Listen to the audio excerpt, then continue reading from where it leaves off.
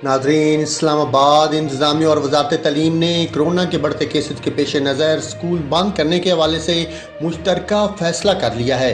Deputy commissioner Islamabad Hamza शफ़क़ात ने कहा कि कोरोना केसेस आने पर मुकम्मल स्कूल बंद नहीं किए जाएंगे। जब भी किसी स्कूल में कोरोना का कोई केस सामने आएगा तो स्कूल की जिस क्लास में कोरोना केस होगा वो मुकम्मल स्कूल बंद करने की बजाय सिर्फ मुतलका क्लास को बंद किया जाएगा। डिप्टी कमिश्नर के मुताबिक फैसला बच्चों की तालीम के हरज को रोकने के लिए किया गया है, क्योंकि जब से कोरोना आया है तब से बच्चों की तालीम को पहले ही काफ़ी नुकसान हो चुका है।